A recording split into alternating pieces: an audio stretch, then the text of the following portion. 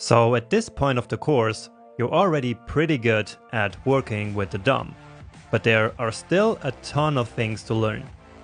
So to do that, in this section, we will build a beautiful website project with a lot of different components and visual effects that require some pretty advanced DOM manipulation techniques. So after this section, you will have all the tools that you need in order to implement any visual component or effect that you can imagine. Now, many of the things that I'm going to show you here could actually also be added to a web page simply by using a third-party library. But you want to master JavaScript and the DOM, right? And so therefore, you need to know how to do things yourself. And so, let's go learn advanced DOM manipulation now.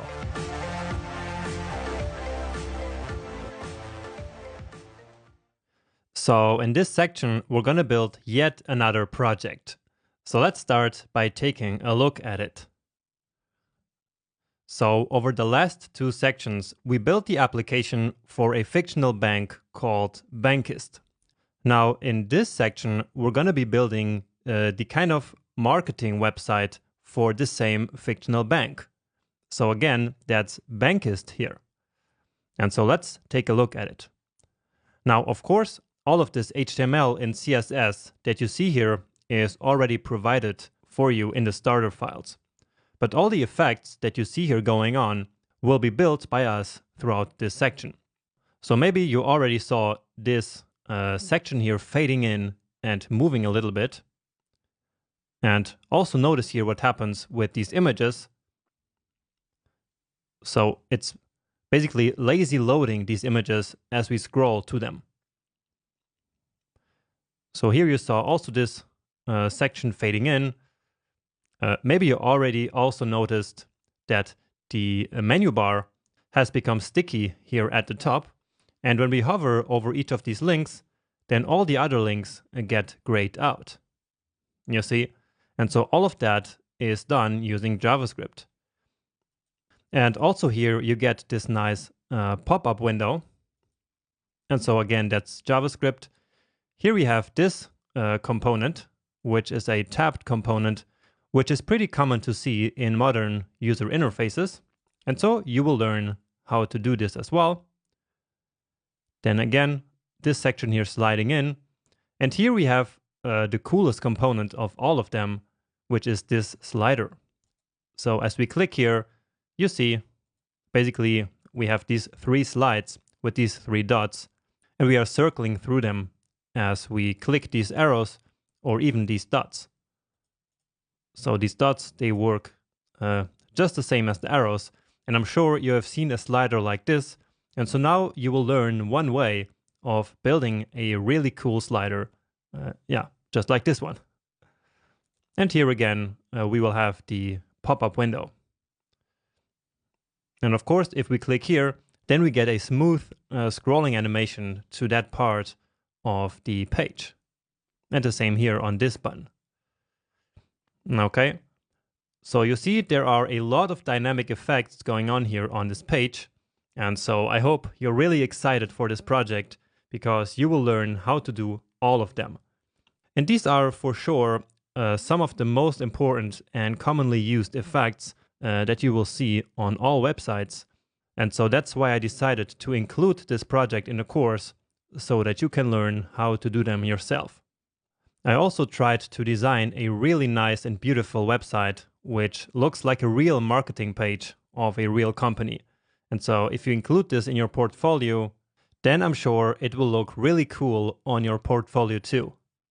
So I hope you like this page, that you like the effects that we're going to implement, and that you're just as excited as I am to get started with this project.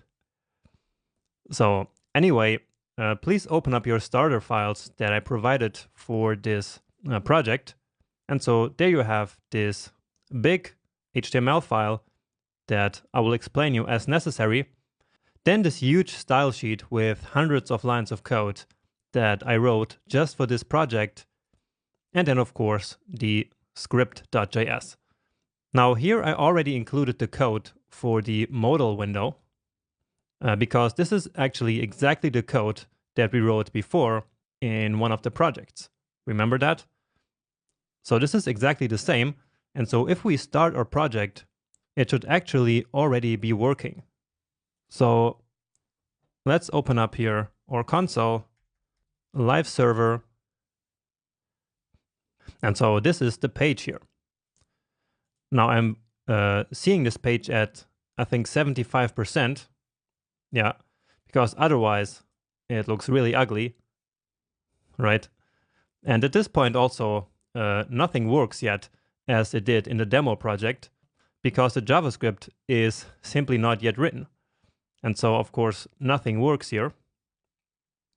And everything looks a little bit weird. So let's go back to 75%. But what should already be working is this pop-up. So this modal window. And again, that is because it is exactly the same code that we already wrote before. Now there are just two small changes that I want to do here in this code very quick before we get started.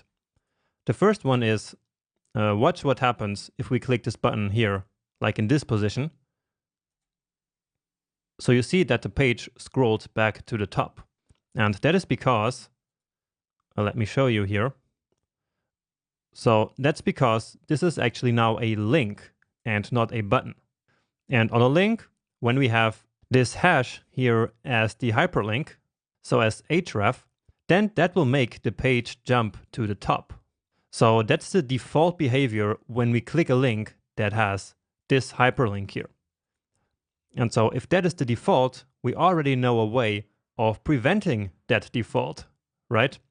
Do you remember how? Well, all we need here is in this function, which is the one responsible for opening this model, is to get access to the event, and then on the event we call prevent default. So hopefully you remember that from earlier. So let's see again.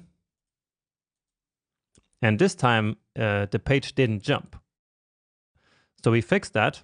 And now the second part that I want to quickly fix is getting rid of this old school for loop that we have here. Because now we know of a better way of doing this, which is the for each loop. So we have this buttons open modal, which is a node list. And it's a node list because it's the result of query selector all. All right. Now remember that a node list is not an array, but still, it does have the for each method. So it doesn't have most of the methods that arrays have, but for each is one of the methods that a node list has as well. And so let's use that now. So buttons open modal dot for each. And so remember that we did this loop here in the first place because we wanted to add an event listener to each of the buttons. So in our case, that's this button here, and also this one down here. So this one. Well, for some reason it's not working right now. But let's first finish this. All right. So anyway, we want to attach an event listener to this button and to this one here at the same time. And so that's why we did this loop. But now we have a better way of doing it, which is by simply providing a callback function here to for each. So each one will be a button, and then on that button, we will simply add an event listener. And so that's simply this part. And so now this is exactly the same as this, but in a lot easier way. So let's give it a save. And that works. And let's check the other one as well. And yeah. So this one works as well. And so with this, our code is a little bit nicer and adapted to this page. All right. So we are ready to get started in this section. And we will do that right in the next video by learning a little bit more about how the DOM actually works behind the scenes.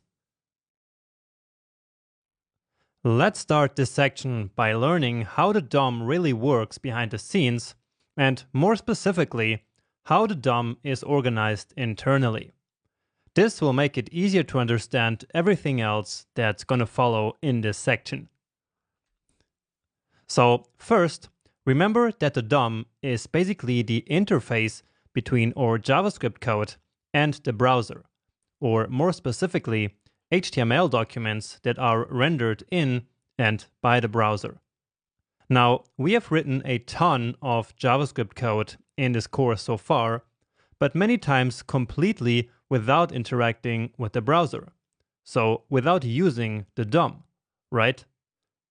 But now we're back to working with web pages, and therefore with the DOM. And this time we're gonna learn as much as possible about the DOM and how to create amazing dynamic effects. So let's remember what we already know about the DOM, which is that we can use it to make JavaScript interact with the browser. And again, more specifically, we can create and modify and delete elements, set styles and classes and attributes, and listen and respond to events. In practice, this works because a DOM tree is generated from any HTML document. And a DOM tree is a tree-like structure made out of nodes, which looks something like this. And we can then interact with this tree as we already did a couple of times in this course. Now, how does that interaction actually work?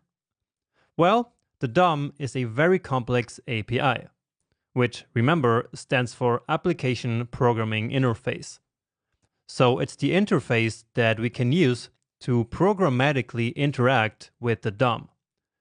In practice, that means that the DOM contains a ton of methods and properties that we use to interact with the DOM tree, such as the query selector, add event listener, or create element methods, or also the inner HTML, text content, or children properties, and many, many more. Now, in the DOM, there are different types of nodes, just as I mentioned before. For example, some nodes are HTML elements, but others are just text. Remember? And this is really important to understand because all these DOM methods and properties are organized into these different types of objects. And so let's now take a look at how the DOM API is organized behind the scenes. So first, every single node in the DOM tree is of the type node. And such as everything else in JavaScript, each node is represented in JavaScript by an object. This object gets access to special node methods and properties, such as text content, child nodes, parent node, clone node, and many others. Now, we already know that there are different types of nodes, right? So how should these be represented? Well, this node type has a couple of child types, so to say. And these are the element type, the text type, the comment type, and also the document type. So whenever there is text inside any element, we already know that it gets its own node, right? And that node will be of the type text. And the same actually happens for HTML comments. And that's because the rule is that everything that's in the HTML has to go into the DOM as well. Now, for the element itself, there is the element type of node. And this type of node gives each HTML element access to a ton of useful properties, such as inner HTML, class list, children, or parent element. There are also many useful methods, like append, remove, insert adjacent HTML, query selector, closest, and that's just to name a few. So again, each element will be represented internally as an object.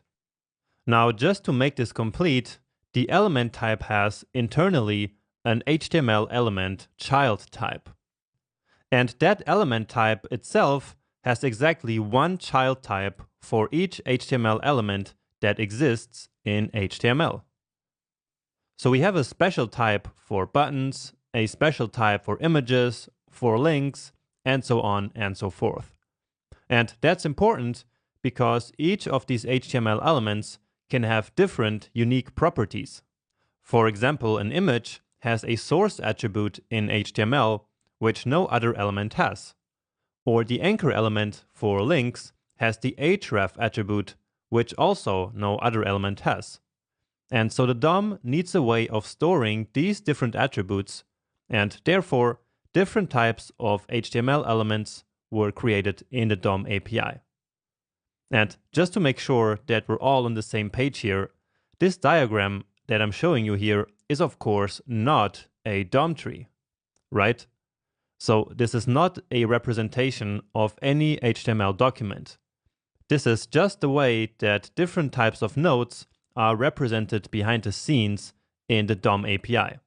All right? But anyway, now comes the really important part. Because what makes all of this work is something called inheritance. So what is inheritance? Well, inheritance means that all the child types will also get access to the methods and properties of all their parent node types.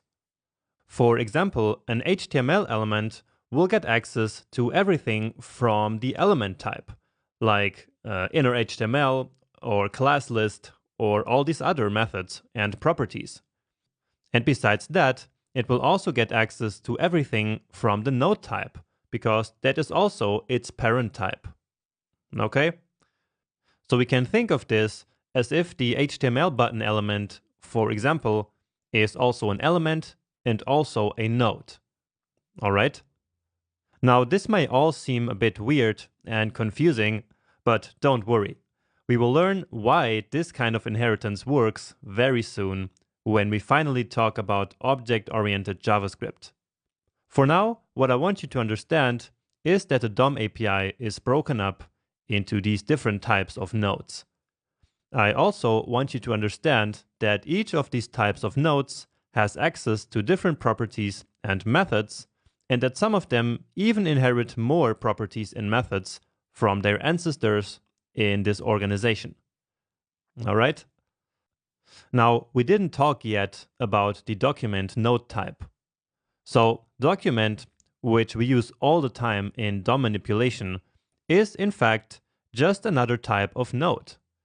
So it contains important methods such as query selector, create element, and get element by ID. And note how query selector is available on both the document and the element types. So keep this in mind because it will be important later on. All right, and now there is just one final missing piece here, because the DOM API actually needs a way of allowing all the node types to listen to events. And remember, we usually listen for events by calling the addEventListener method on an element or the document, right? So why does that actually work?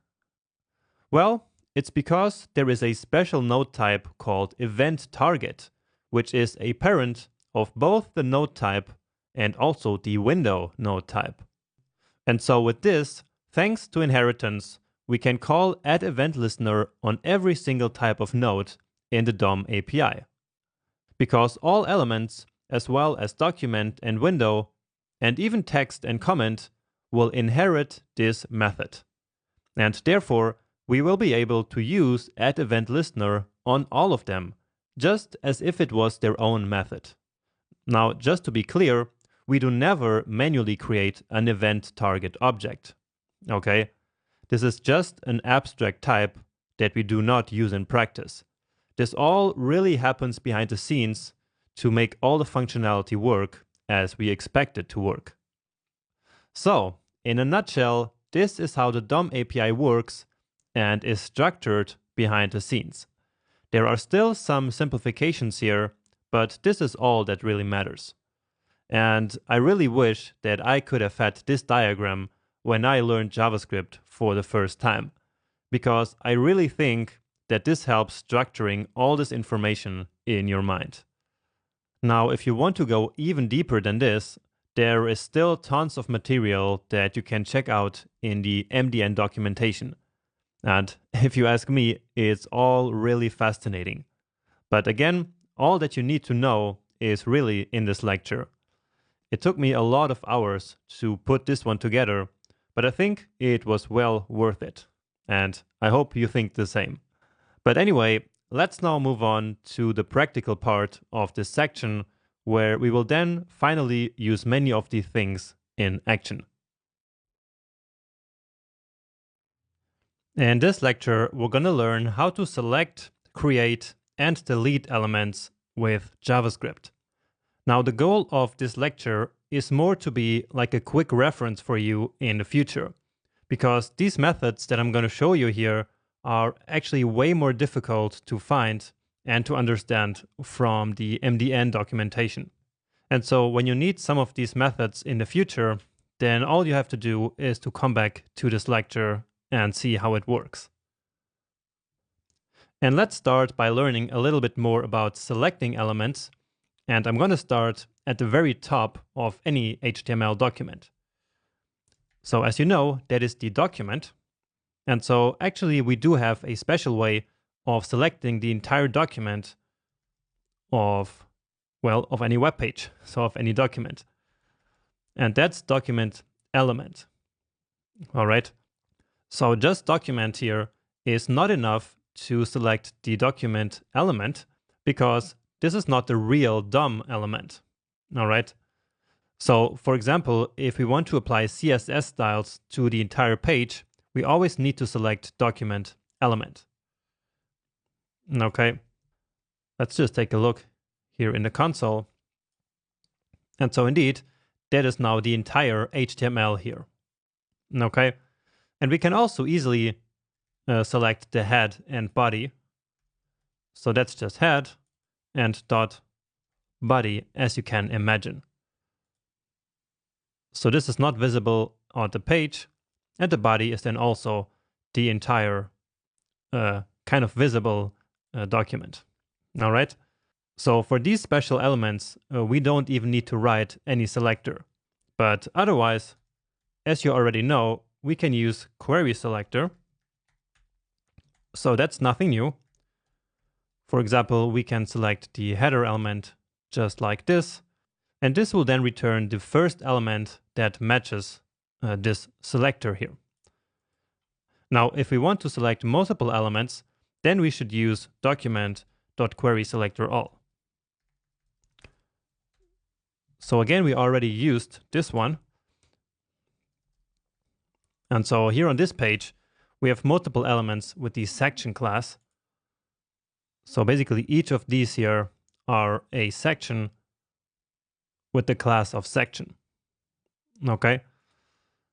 And I will actually store this here in a variable because I want to show you something a little bit later. Okay. But as you know already, this will return a node list, and then that will contain all of the elements that are a section, so that are selected by this selector. So these ones we have been using all the time, and in fact, they are the most used ways of selecting elements.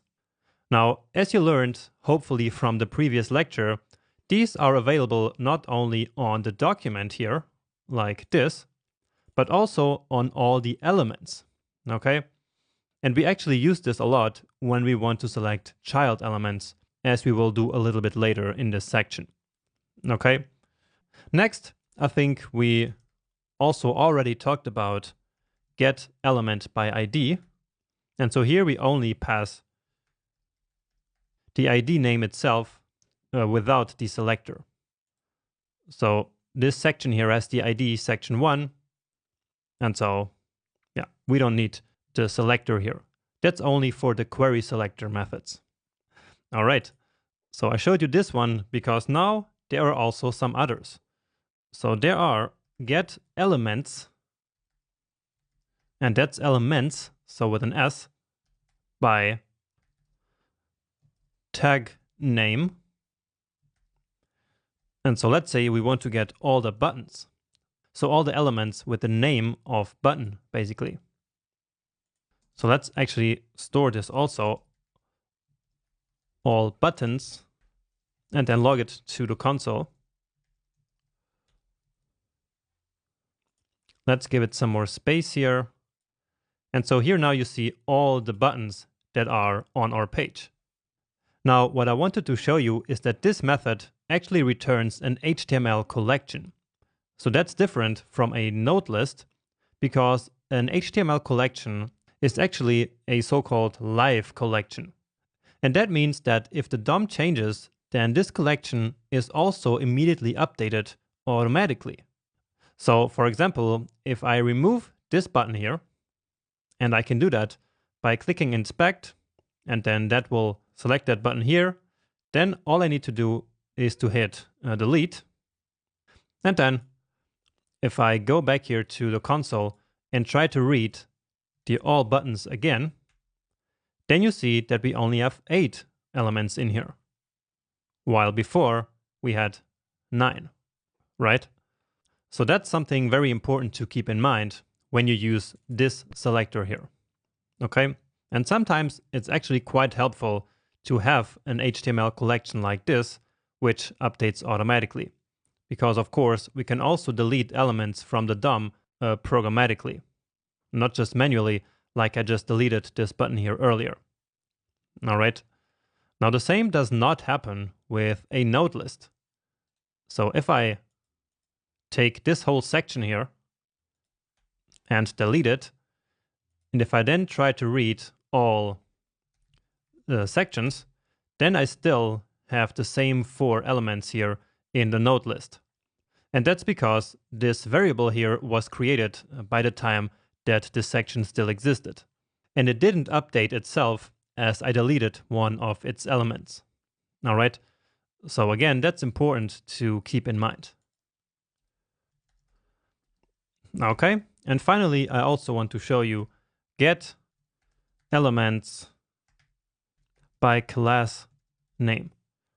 So this is similar again to get element by ID and get elements by tag name. So here we can now specify a class name. So let's say button. And once again, we don't need a selector. So it's not a dot, it's simply the name of the classes.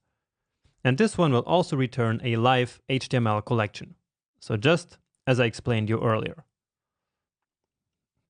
Okay, so this is how we select elements. Selecting elements. Once of these you already knew. So basically these 2 more modern ones, but these ones also have a place. So this one and this one, in case that you really need an HTML collection, which in some situations is useful, but most of the time I simply keep using query selector and query selector all. Okay. Next up, let's talk about creating and inserting elements.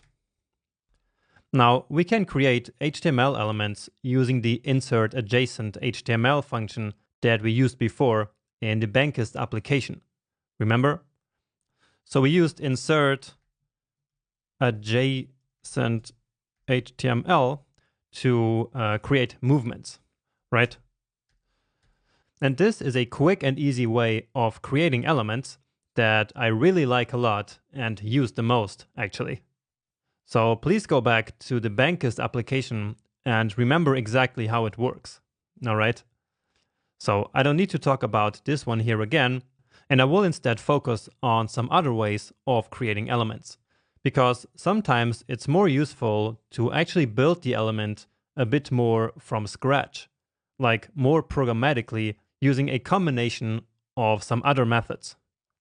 So let's see how, and then it will all make sense.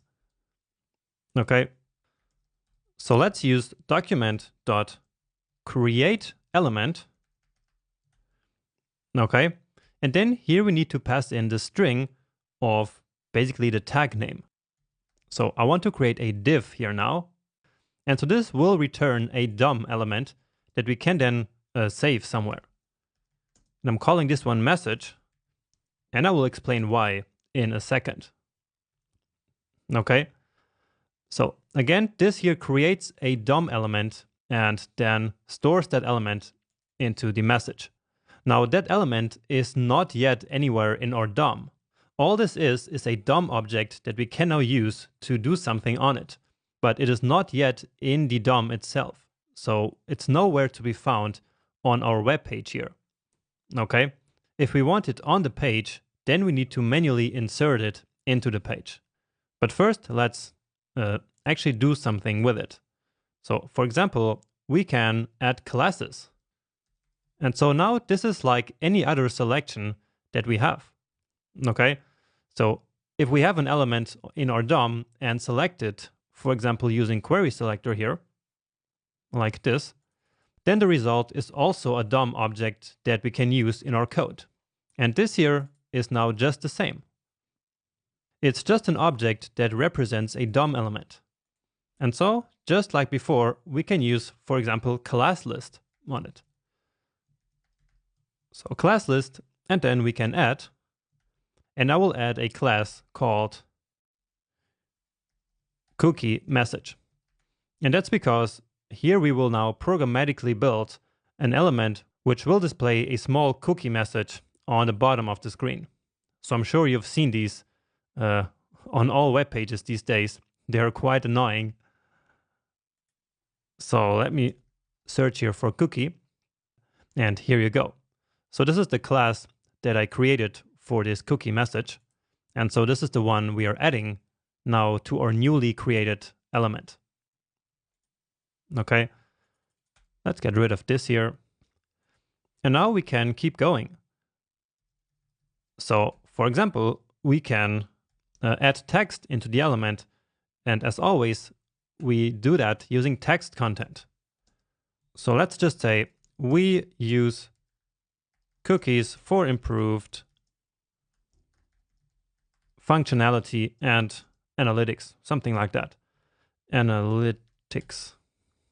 Okay, so this inserts simply text, but of course we can also insert HTML. And so that is then inner HTML, which we also already used before. And remember that we can use both of these properties to read and to set content. Okay, and so here let's now write a string of HTML.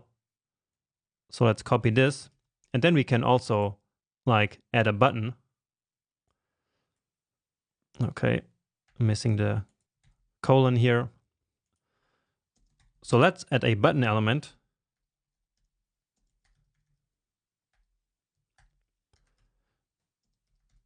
Okay, so I'm just writing some HTML here. This doesn't matter, just copy this code. All right, it's just so that it will have the correct formatting then based on the CSS that I wrote before. So this will basically just display a nicely formatted button saying, got it. Okay, but anyway, we now have this element, and all we have to do now is to insert it into our DOM. And let's do that here in our header. So give it some more space. So all of this here is our header element. So this takes up so much space. Can't get rid of it for some reason. So all of this is our header. And so we can now select this header and then append our message to that element. And we already have that here. Let's call this the header. And now we can say header.prepend. And now, indeed, here it is. So here is our message. So maybe you saw it being added here. So indeed, it's now also really in our DOM. Now, for some reason, I think this doesn't look quite right. Well, maybe it does. So what matters here is that we just inserted this element really into our HTML. So right into our DOM. So prepending basically adds the element as the first child of this element. Okay, but we can also add it as the last child. And so that is append. So header.append message. And watch what happens now. So now we see that it's really appended. So it's the last child. So it's gotta be, yeah, it's here. Now, what we see here is that the element was actually only inserted once. Now, that's because this element here, so message, is now indeed a live element living in the DOM. And so therefore, it cannot be at multiple places at the same time. It's just like a person that also cannot be at two places simultaneously, right? So what happened here is that we first prepended the element, and then we appended it. And what this append did here was to basically move the element from being the first child to being the last child. All right. So basically it moved the element and didn't really insert it because it was already inserted here by prepend. So what this means is that we can use the prepend and append methods not only to insert elements, but also to move them. And again, that is because a DOM element is unique. So it can always only exist at one place at a time. But now, what if we actually wanted to insert multiple copies of the same element? Well, in that case, we actually would have to first copy the first element. So let's comment out this part here and say header.append. And then instead of appending the message directly, we first clone it. So that's clone node. And then we need to pass in true, or we can pass in true, which simply means that all the child elements will also be copied. And so now, as you see, we get the same cookie message in both places. But usually this is not what we want. So let's actually only append it. So having it here at the bottom where it makes the most sense. Now, to finish, there are actually two more methods, and that is before and after. And as the name says, this one will insert the message before the header element, so as a sibling, and this one here after the header element, so also as a sibling. Let's just get rid of this so we can see it here before. And so now it's actually really before the header. So first a cookie message and then the header, but they are siblings. And now the same here, it's now after the header. So we have the whole header and then we have this cookie element. All right. So that is how we create and insert elements programmatically. And now to finish, let's also delete elements. Okay. So what I'm going to do is to remove this element when we click this button. So let's select this button and then as we click it, remove the message. So document.querySelector, and we gave it the class of button close cookie, right? And then add event listener.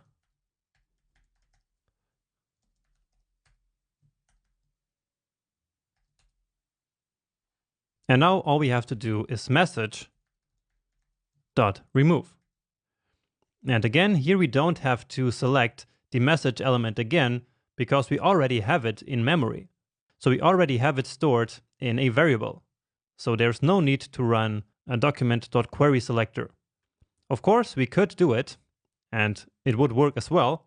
So we could select the element with the class of cookie message. But again, that's not necessary because we already have it stored in memory. Okay, and so if I click this, then it's gone. All right, it's nowhere to be found now. Now, this remove method here is actually very recent. Before this method existed, all we could do was to remove child elements.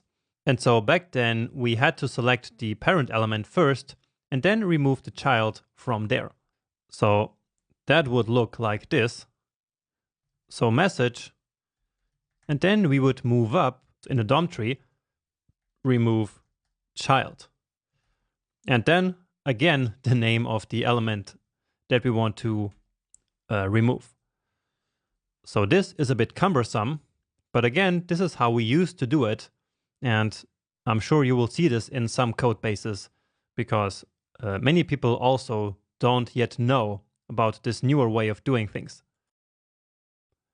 And by the way, this way of moving up and down in the DOM tree, like selecting the parent element, is called DOM traversing, and there is a whole lecture on that a bit later in this section. Let's just see if this works as well, and indeed it does. So this is how we select, create, insert, and delete elements. And to make this 100% complete, just make sure that you review the insert adjacent HTML method as well that we used before in the Bankist application. I promise that we're gonna start working on the project really soon. But for now, we need another reference lecture. So here we're gonna learn about styles and attributes and classes, and you will be able to keep all of the relevant tools here in one simple lecture so that you can reference all of them in the future.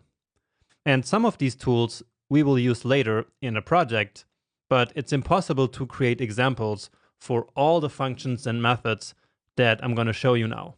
But they are still important. So let's go. And let's actually keep working on our cookies message banner here. Okay? So we're going to start by talking about styles. And we already set CSS styles before, but there are still some more things to learn. But first, let's go back to the basics. So to set a style on an element, we get the element, dot style, and then dot the property name.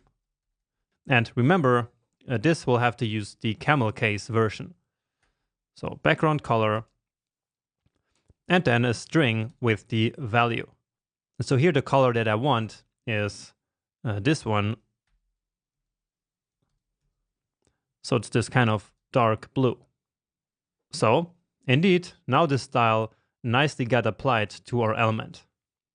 And again, we didn't have to select it manually first because we already had it stored here in this message variable, which is this element that we created manually, right? We can also set the width, dot width, and remember that we have to write the CSS value exactly as we would do in CSS. And so we always have to include the unit. So in this case, I'm going to set it to a larger percentage so that it occupies this white gap here. And so now it got a little bit wider. Okay.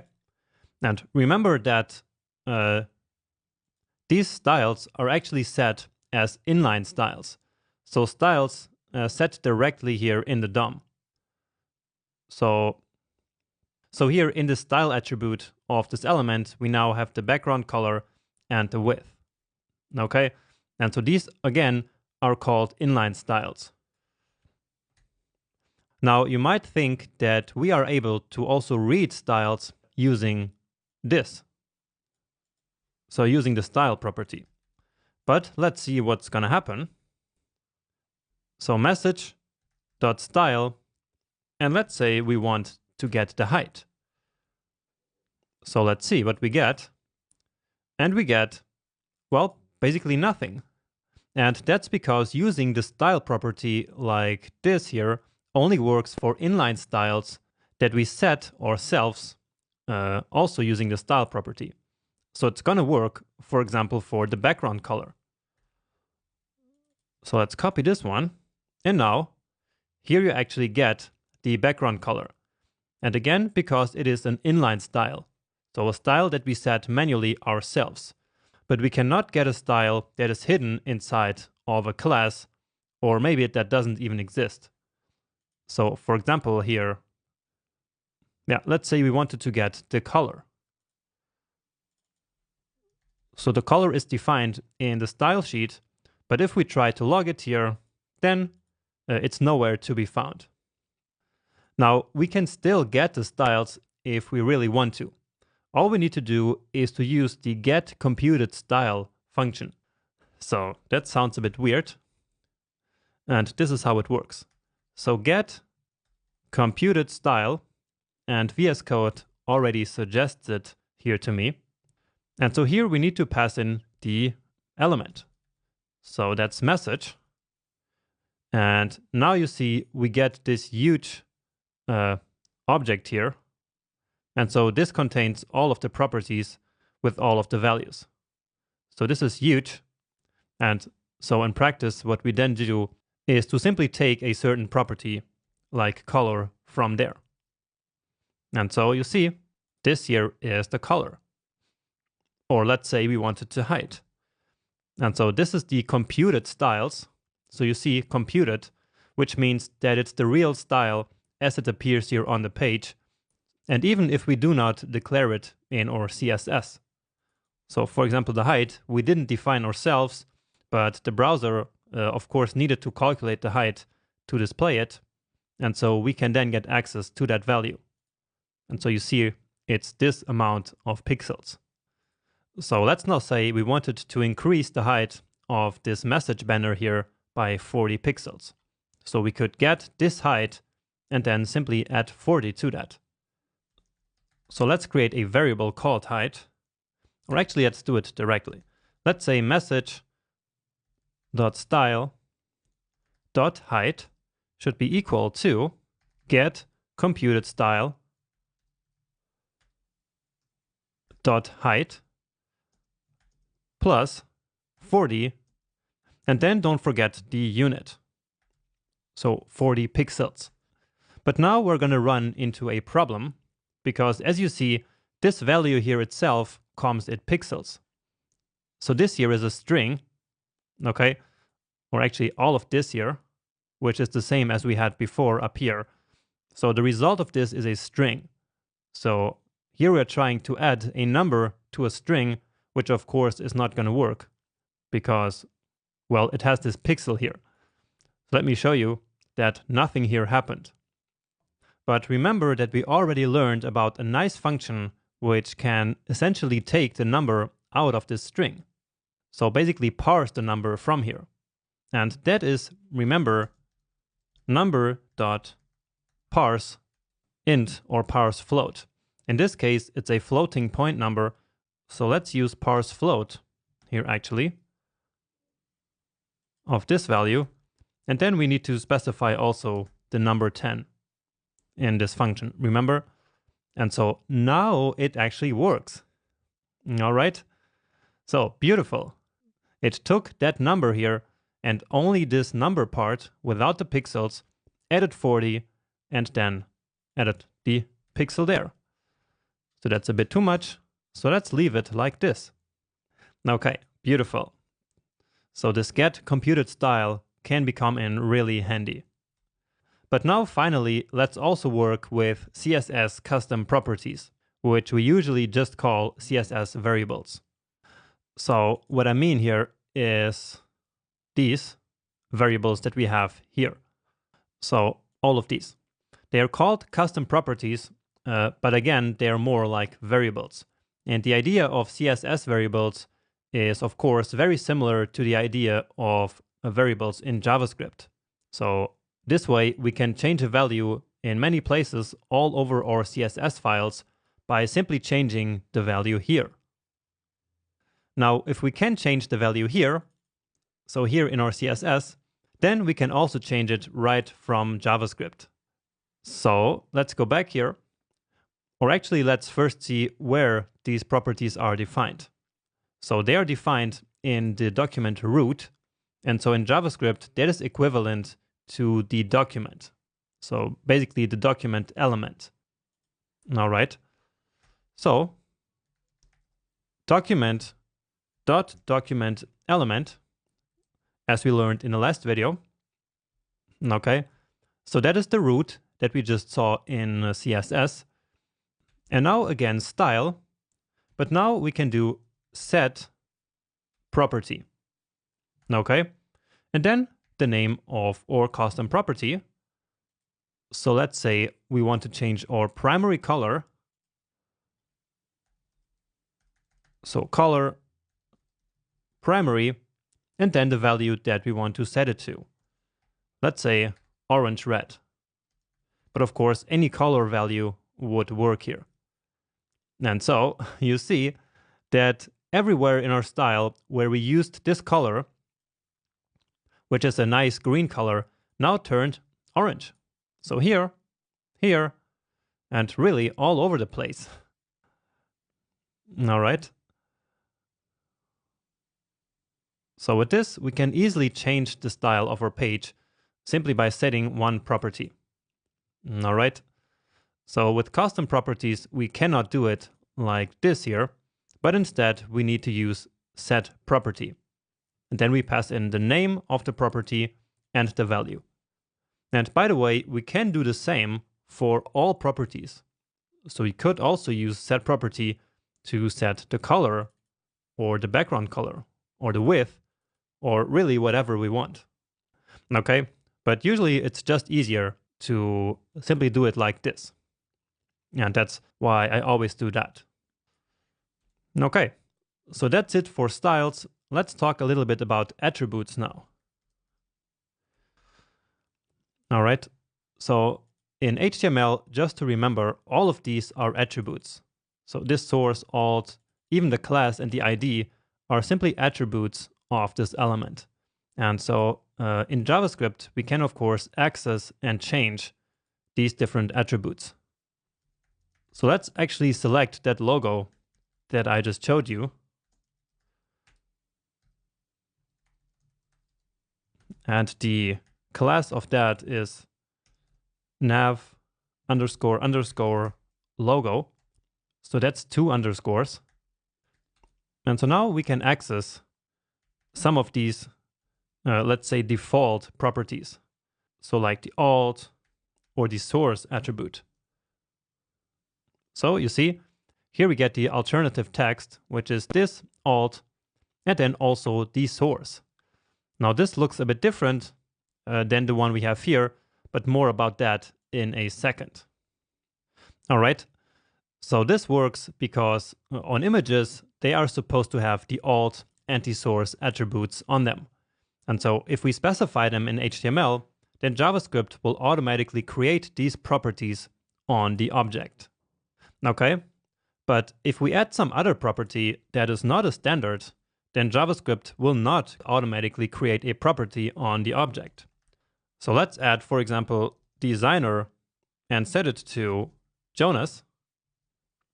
Okay, and so if we now tried to read logo.designer, that's not going to work. So you see, it's undefined. And again, that is because this is not a standard property that is expected to be on images. All right. Just another one that works here, and that's a bit different than you might expect, is class name.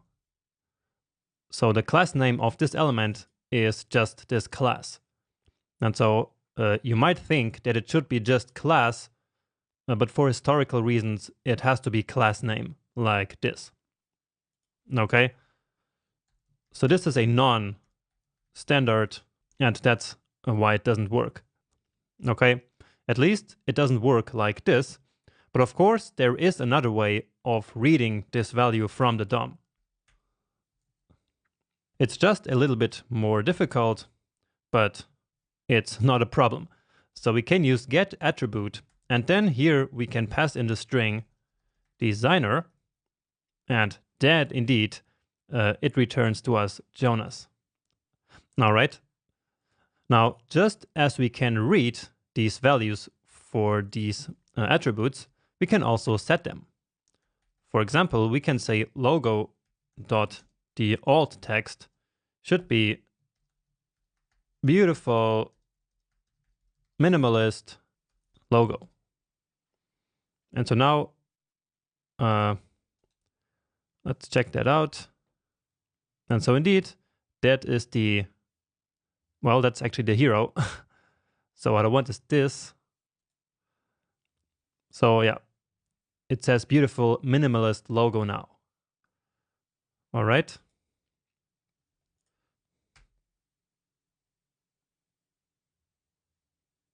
Oh, and by the way, there's also the opposite of get attribute, which is set attribute. So we can also say, for example, company, and then set it to bankist. And so again, if we check it out now, then there should be this new attribute created right here. All right. Now, remember that I told you that the URL here, so basically, actually the source is different than what we have in the HTML. So this URL here of this image is basically the absolute URL, while what I have here, so this one here, is just the relative URL, so relative to the folder in which the index.html file is located. So that's completely different. And if we want to get just literally this URL that we have here, then we also have to use a get attribute. Okay? So get attribute and then src. So let me actually put these together so we can see the difference. And of course, I need to log this to the console as well. Okay, and so here you see the absolute version and then here the relative. So sometimes we really need the relative one, and then make sure you use this one. So get attribute. All right, so sometimes that's very important to keep in mind, and so that's why I showed it to you here. And the same is actually true for the href attribute on links. So where is the link? I think down here I have a Twitter link. So yeah, that's this one. So let's get this class here. So very quickly, just to show you, because on links, this is also sometimes very important. Query selector. So just so you can see what I mean here. So link.href and link.get attribute and then href again. Well, in this case, they're probably the same anyway. Yeah, because both of them were already absolute anyway. So in this case, that is not a big deal. But for example, in one of these links here in the top, there it might be relevant. Okay, so let's actually try that. So let's use this one. So the button show modal, so the nav link button, which here you see is simply this hash. So let's put that here. Oh, we're missing the dot.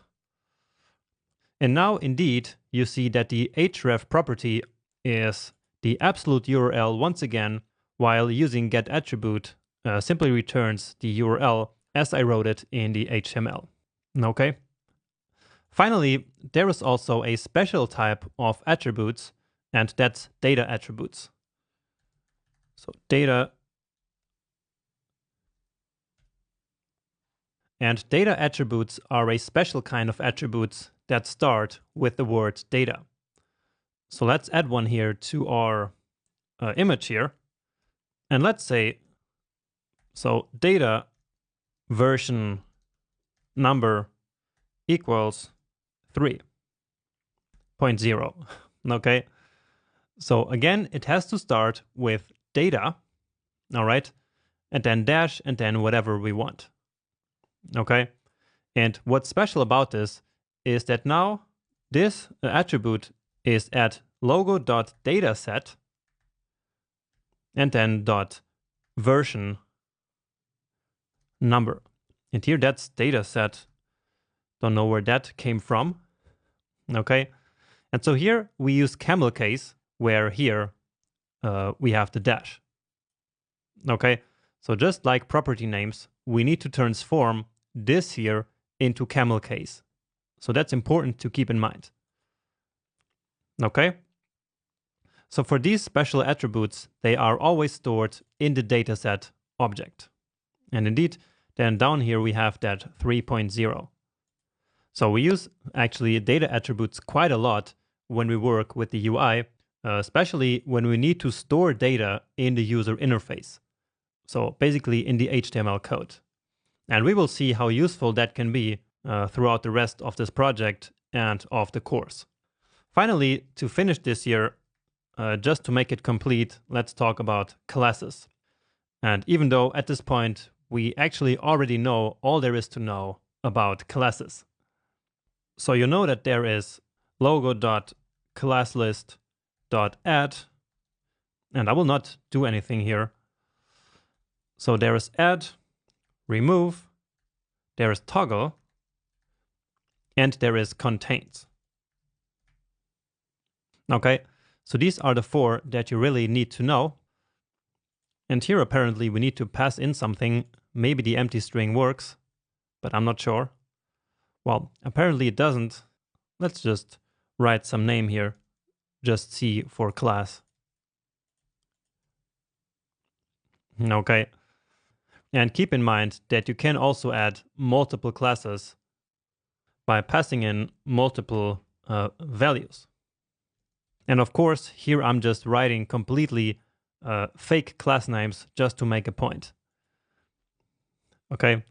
Now, just as we could read the class name here using the class name property, we could also use that to set a class. So we could do logo dot class name and then set that, well, let's say to Jonas. Okay. However, don't use this. Don't use. Okay. Because this will override all the existing classes, and also it allows us to only put one class on any element. All right.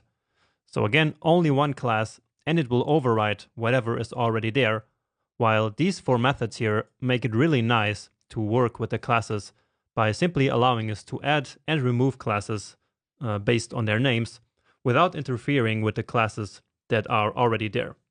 Just keep in mind that this one here is really called contains and not includes like it is called in arrays. So I hope that this serves as a nice reference for all these different ways of working with classes, attributes, and styles in JavaScript. But now in the next lecture, let's finally start to work on our project here.